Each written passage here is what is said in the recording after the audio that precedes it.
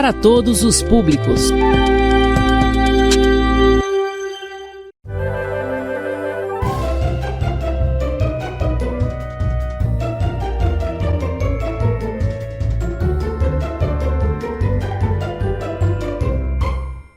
Olá, bom dia.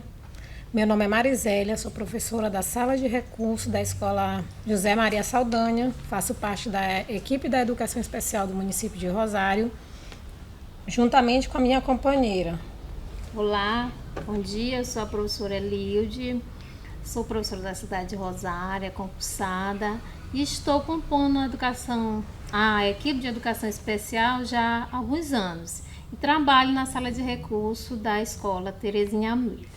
E hoje nós estamos aqui porque nós, primeiramente, agradecer, por estarmos aqui, porque é um momento único para a equipe de Educação Especial, porque, afinal de contas, nós vamos estar aqui nos dirigindo para os nossos alunos, público-alvo da Educação Especial, e também dizer aos pais que nós contamos com a colaboração de vocês.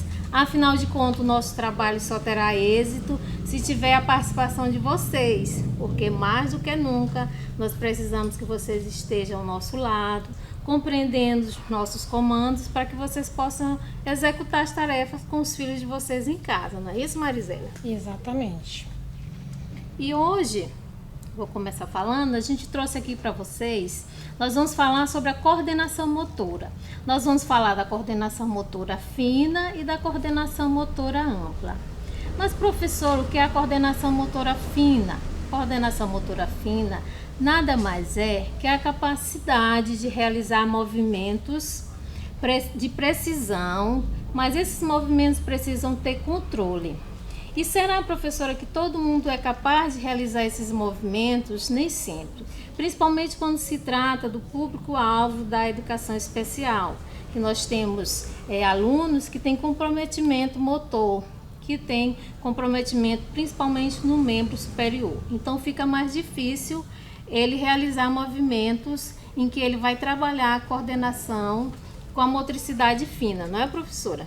E justamente é ter esses movimentos, eles que auxiliam a criança na hora da escrita, e ele é de fundamental importância para essa parte da alfabetização, porque a criança que ela tem um prejuízo na coordenação motora fina, ele acaba atrapalhando o desenvolvimento também da coordenação motora ampla, porque ambas estão ligadas uma à outra, porque se a criança ela tem alguma disfunção, se ela tem algum problema nesses músculos da mão, que são os músculos menores, consequentemente, ela vai ter prejuízo na hora de desenvolver esses pequenos movimentos que a gente precisa para fazer a escrita, para mexer na parte dos eletrônicos, seja tablet, seja celular, seja computador. Para todos esses movimentos, a gente precisa de um bom trabalho na área da parte da motricidade fina.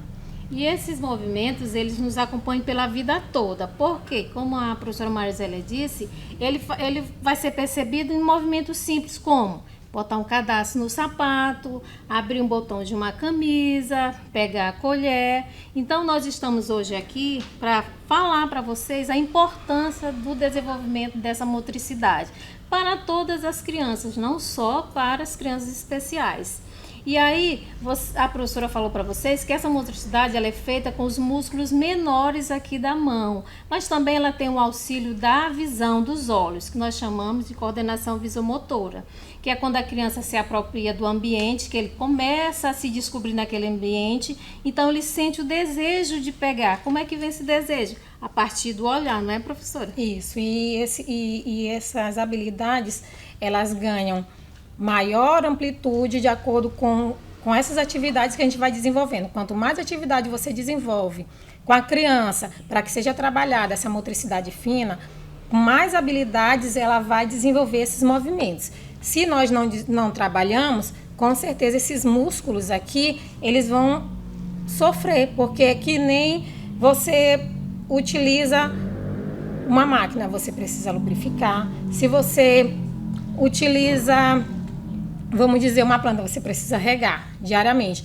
As pessoas que trabalham, que fazem musculação, se ela deixa de ir para a academia, com um certo tempo, a gente vê que os músculos, eles vão perdendo a forma, e assim é com esses músculos das mãos. A gente não percebe, mas eles são de grande importância. Se você vai segurar, como a colega falou, principalmente nas atividades diárias. Se você vai segurar uma xícara, você precisa de ter essa força, esse tônus aqui. E essas atividades que nós vamos exemplificar aqui, dar uns exemplos para vocês, é de extrema importância. E às vezes as pessoas podem dizer, isso é simplesmente uma brincadeira. Sim, mas toda brincadeira dirigida, ela tem o cunho pedagógico e ela tem o benefício para a criança, principalmente para o seu cognitivo e sua percepção motora. Então, nós trouxemos hoje aqui para os papais e as mamães em casa que vão orientar os seus filhos para fazer essa atividade. Nós temos um depósito aqui com água. Aqui em casa vocês vão tomar o cuidado de botar uma bacia plástica para que não tenha acidentes, tá? Nós temos outro recipiente aqui de plástico do lado e nós temos tampinhas de PET que vocês têm em casa. Então, são materiais que vocês têm no dia a dia, que a criança até já conhece, né? Porque na sala de recursos a gente trabalha muito dessa forma.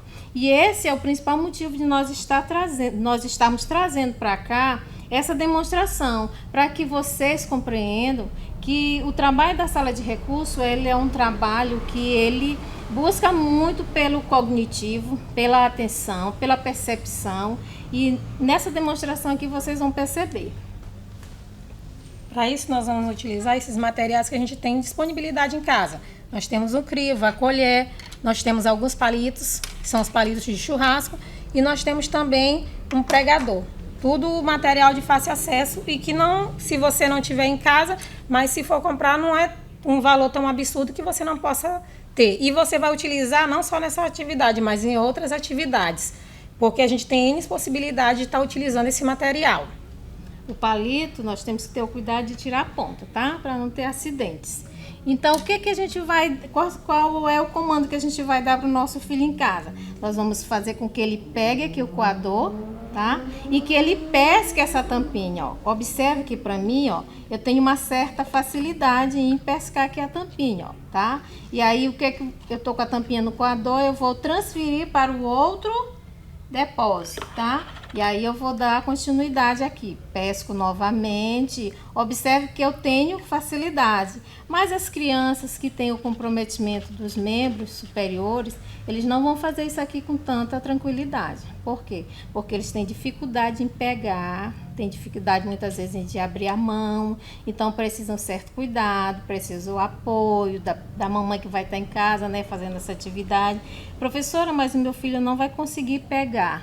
Então, eu posso fazer aquele famoso pega na mão, vou aqui ajudar, né? E eu coloco a mãozinha dele aqui. O importante é ele entender que ele está participando, tá bom? Ó, ele vai pegar aqui, aí nós dois aqui, ó, resgatar a tampinha e passar para o outro depósito. E isso a gente pode estar fazendo com a colher, né, professora? Isso, com a colher também. Só que com a colher, vocês vão ver que como o cabelo é mais estreito, então ele vai precisar de uma maior... Vai ser necessário uma maior precisão, porque ele já vai pegar, o espaço já vai ser menor e também ele vai ter uma maior preensão dos dedos. Algumas crianças, como a colega já frisou, elas não vão ter esse controle aqui, porque a mão às vezes vai tremer, às vezes ela não vai conseguir ficar com o punho seguro, aí a gente vai necessitar desse auxílio de vocês, da mãe ou de outra pessoa que vai ajudar na hora de realizar a atividade. Aí transfere para outro recipiente. Lembrando que para realizar essa atividade, o principal que vocês têm que ter, os pais ou quem for auxiliar, é paciência. Porque parece uma atividade simples, alguns estão dizendo, isso é uma coisa fácil. É fácil para quem já tem domínio, mas para quem tem prejuízo nessa motricidade fina, não é uma coisa tão fácil como vocês estão pensando. Bom, além dessa atividade que foi sugerida, da vasilha com água, as tampinhas, e nós vimos que a gente pode utilizar esses recursos aqui, que vão ajudar a estar trabalhando esses pequenos músculos, e a gente vai estar trabalhando também esse movimento de pinça. Nós também temos essa outra atividade que a gente vai utilizar as bolinhas coloridas de algodão, no qual a gente vai pegar essas bolinhas entre os dedos das mãos. E aí, a gente vai estar trabalhando também esse músculo e a tonicidade. Porque você vai abrir, você vai pegando. E depois você vai e solta. Um de cada vez também. A gente vai estar trabalhando também, além disso tudo, a gente trabalha a segurança, a autonomia da criança e a confiança também. Por quê? E o principal, como eu já falei, a pessoa que for fazer a aplicação dessas atividades, o papai, a mamãe, a titia, seja quem for, você precisa ter paciência, porque nós sabemos que tem criança que ela não vai conseguir fazer de primeira. E a gente não tem que desistir na primeira tentativa. Nós vamos fazer a primeira, não deu certo, a gente vai tentar a segunda, a terceira, até que ela consiga adquirir autonomia nesses movimentos. E você vai perceber isso, esse desenvolvimento, conforme você for realizando as atividades, você vai ver que ela vai conseguir fazer elas com mais destreza. Além disso, a gente pode pegar também esse pregador e pegar a bolinha. Quando você vai perceber, olha, que o seu dedinho vai fechar e vai abrir. Você vai botar uma certa força para poder fechar. Tem crianças que não vão conseguir abrir esse pregador, porque ela não tem essa força, ela não tem essa segurança. E é por isso que a gente sugere essas atividades. Porque para você pegar o lápis, você vai fazer esse movimento. Você vai usar os 2 dedos para estar pegando. Então, daí a importância de a gente trabalhar essa motricidade fina e porque ela é tão essencial na vida da gente.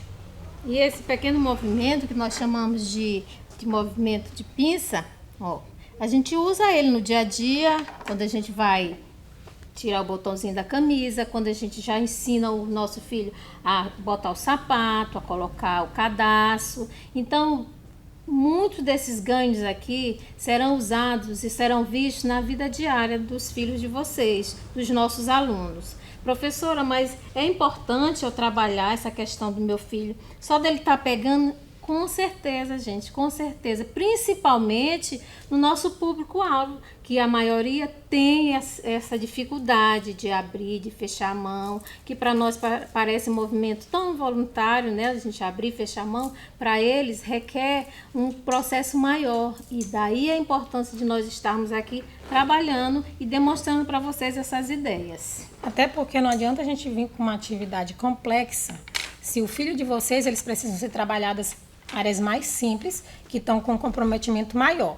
Sabemos que essa atividade não vai atingir todos, que sabemos que alguns já vão ter essa apreensão mais desenvolvida. Mas também uma outra sugestão para quem já está conseguindo fazer esse movimento de pinça é você pegar, porque aqui não tem, mas as tampinhas, você está colocando essas mesmas tampinhas que nós utilizamos. Isso pode ser um papel, um papel grande, um papel esse até papelão. Um papelão. Você vai fazer esse movimento com um lápis, que aqui a gente está sem um lápis. Nós vamos simular que esse daqui seja um lápis. E ele vai fazer o movimento, ó. Você vai orientar e ele faz várias vezes, porque tem crianças que elas não conseguem fazer essa curva. Ela faz, a escrita dela é pouco tremida, porque não está sendo bem trabalhada essa área motora.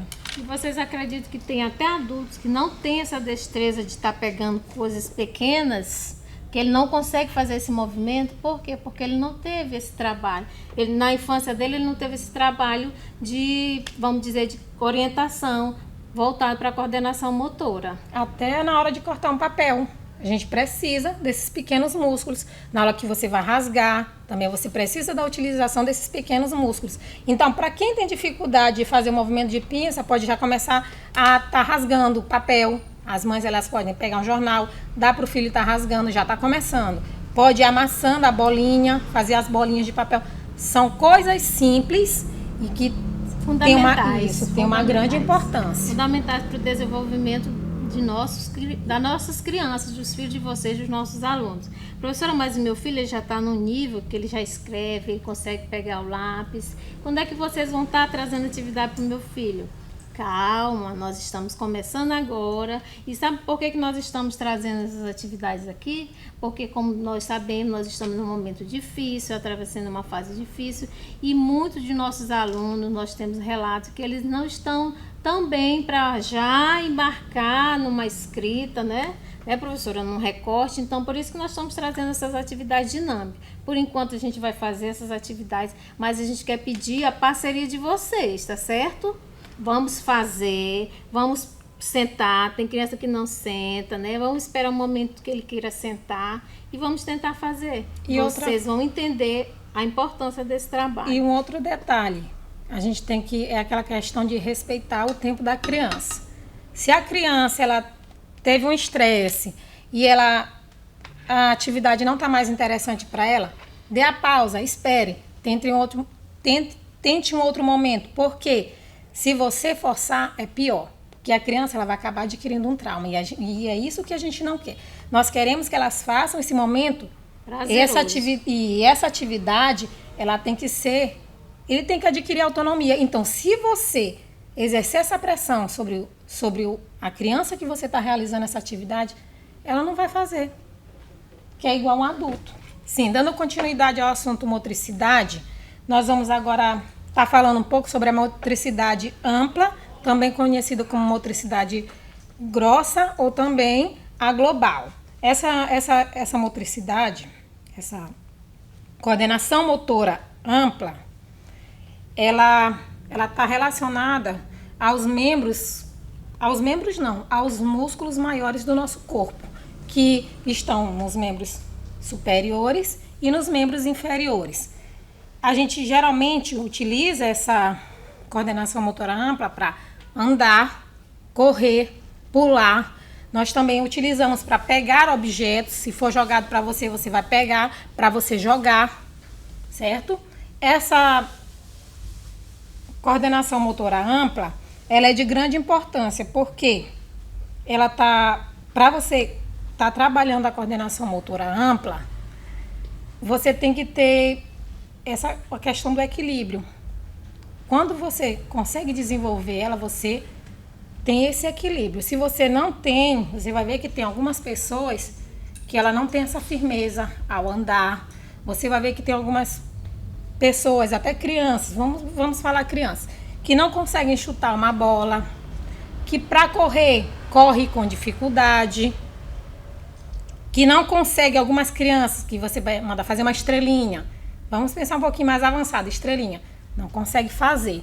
Mas também tem crianças que não conseguem fazer os movimentos simples da coordenação motora ampla, que é, às vezes, dar um passo, e que, assim como na motricidade fina, ela requer trabalho, ela requer paciência. Essa motricidade ampla, ela precisa desse estímulo, desse trabalho diário. E a gente também, no trabalho com essa coordenação motora ampla, nós vamos estar desenvolvendo a coordenação que foi falado na motricidade fina, porque ambas elas estão interligadas, tanto a motricidade fina, a coordenação motora fina, como a coordenação motora ampla. Para desenvolver bem a coordenação motora ampla, você tem que ter a coordenação motora fina também desenvolvida, porque a gente vai estar trabalhando o global. É mente e corpo, estão interligados. Então, você não adianta fazer as coisas sob pressão, porque se o seu psicológico está afetado, você não vai desenvolver um movimento que para muitos pode ser simples, mas para o nosso público que tem comprometimento, se torna difícil, não impossível, mas difícil. Por que não impossível, professora? Porque mesmo o aluno, vamos dizer, cadeirante, eu posso fazer alguns exercícios com ele que vai desenvolver a coordenação motora ampla. Então, ninguém está isolado de desenvolver essa coordenação motora. Claro que tem uns que são mais prejudicados e tem outros que são menos. Mas, como a professora disse, ela faz parte do todo, do nosso corpo. A gente precisa desenvolver primeiro essa daqui, que é a fina, para poder passar para o geral, né? Que é os superiores, os inferiores e o corpo todo. Porque se eu for saltar um obstáculo, olha o movimento que eu faço, o meu corpo todo. Para isso, eu preciso pensar que eu vou saltar, esse obstáculo. Eu não vou involuntariamente colocar minha perna à frente. Eu vou pensar que eu preciso levantar a perna, que eu preciso baixar. Quantos movimentos eu não fiz? Quantos movimentos eu não realizei na minha cabeça? Então, gente, é muito importante a questão da coordenação motora, a fina e a ampla, tá certo?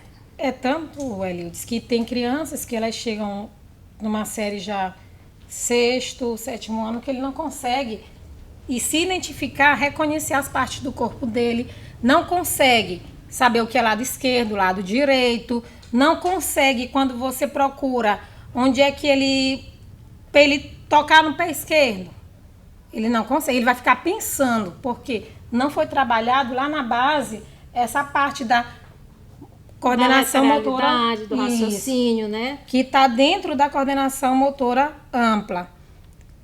Foi como a colega falou, a gente, desse movimento da coordenação motora ampla, a gente precisa pensar para agir. Você não faz involuntariamente. Tem os movimentos involuntários, mas as coisas essenciais que você precisa desenvolver, você precisa antes pensar para poder fazer. E nós temos um público que é alvo da educação especial, que são os deficientes intelectuais, que a gente precisa estar trabalhando essa coordenação motora muito com eles, porque a questão da percepção, ele vai se perceber como pessoa, vai conhecer os seus membros, as partes do seu corpo. Então, todos esses movimentos que muitos pensam que são movimentos aleatórios, não são. Precisam ser exercitados para que isso mais tarde se torne um ganho para ele, para que ele consiga perceber que ele vai levantar, que ele vai sentar, que ele vai deitar. Quando ele receber comando de colocar a mão na cabeça, ele tem que entender esse comando, ele tem que saber o que é mão, o que é cabeça, tem que compreender esse movimento com os braços. Então, é um movimento que é essencial para a nossa vida. Aliás, a coordenação motora, né, professora, é essencial para a vida de qualquer ser humano. Aí aqui nós trouxemos uma sugestão e nós também temos outras sugestões que vocês podem estar fazendo em casa.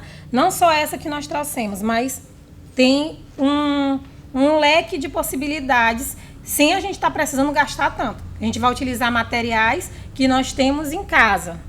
Que são acessíveis para vocês em casa. Ó, nós temos aqui círculo, né?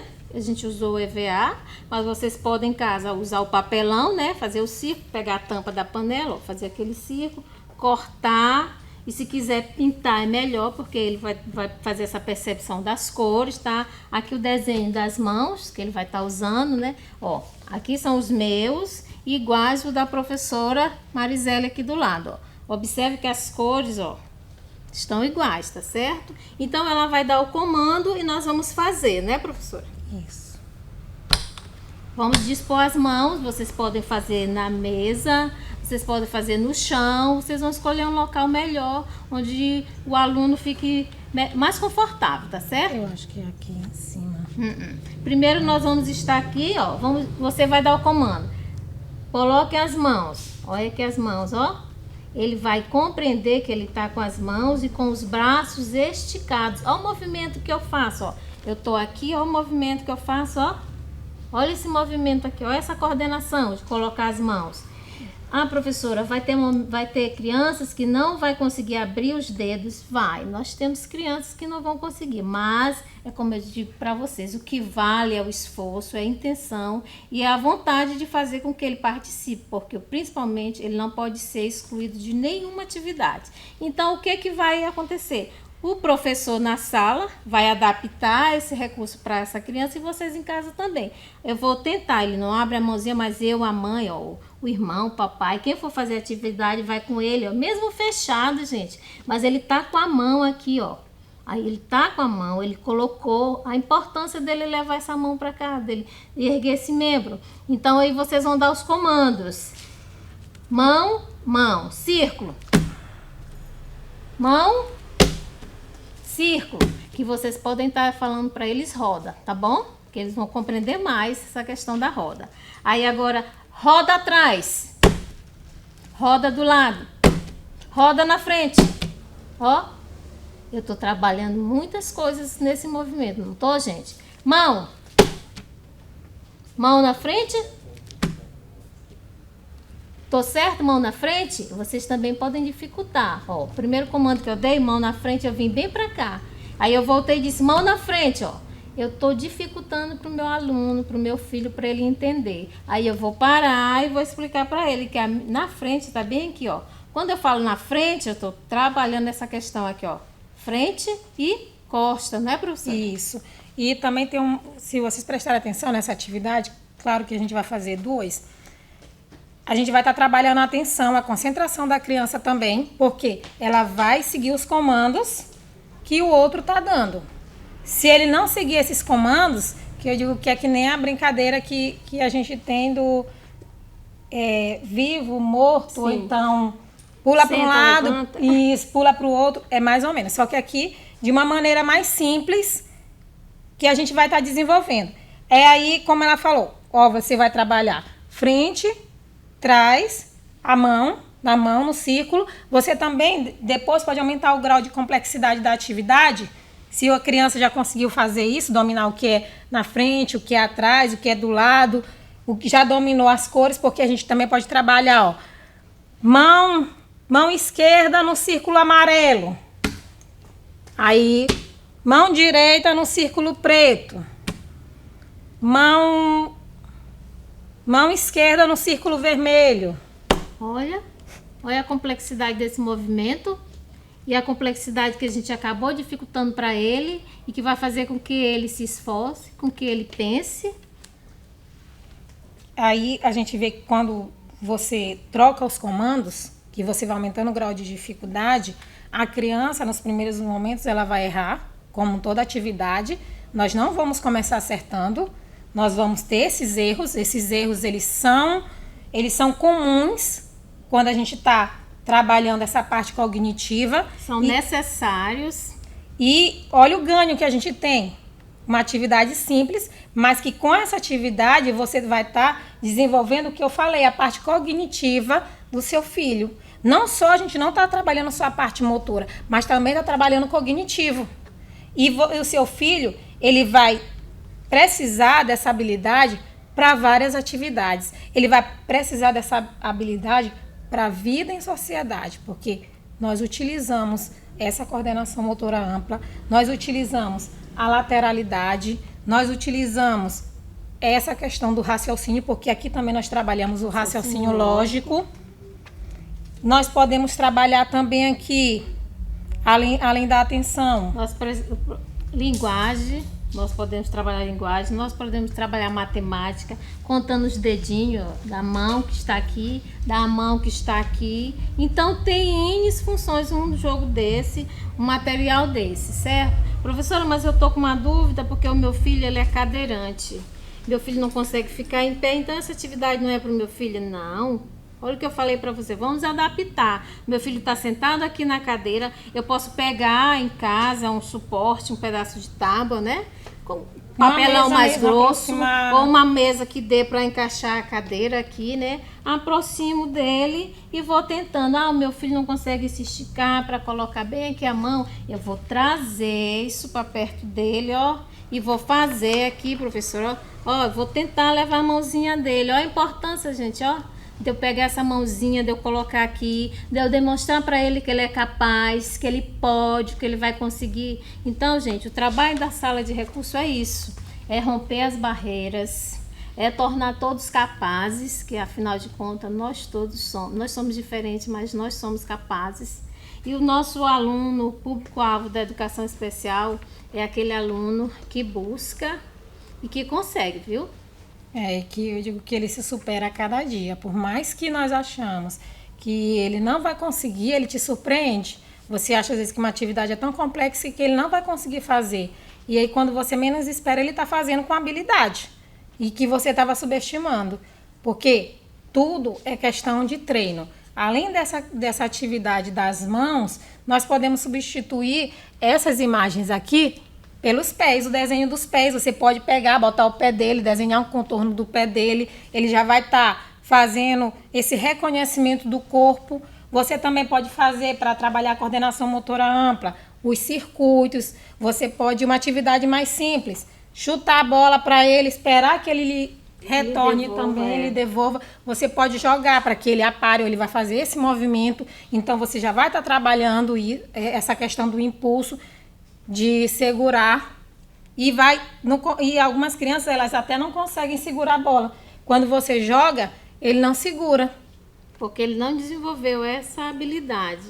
Ah, professora, então eu não vou fazer essa atividade com o meu filho porque ele não segura. Não, eu vou fazer, eu vou aqui, ó, tentar botar a bola aqui no braço dele para ele ter a sensação de que ele tá pegando essa bola. O importante, gente, é a gente romper essas barreiras. Fazer com que o nosso filho, o nosso aluno, ele se sinta capaz, porque ele é capaz. E nós queremos agradecer, dizer a vocês que é um prazer estar aqui, falar da educação especial, trabalhar para os alunos especiais, tá? Nós vamos estar aqui com vocês toda semana, nós vamos estar inicialmente trabalhando nesse cunho dinâmico, propondo atividades em que os pais possam estar realizando em casa. Afinal de contas, essa atividade aqui vai ser direcionada pela família, e nós precisamos trazer atividades que eles possam realizar em casa. E além, claro, da parte que a gente está fazendo aqui do vídeo, que vocês estão assistindo em casa, vocês também vão contar com o apoio desses profissionais da educação especial, da sala de recurso, lá nos grupos de WhatsApp. Qualquer dúvida, nos chamem, nos procurem. Nós estamos aí à disposição para sanar qualquer dúvida. E de já eu agradeço a atenção, porque eu acho que foi um tempo precioso vocês estarem sentados aí e nos acompanhando. Então, muito obrigada mesmo.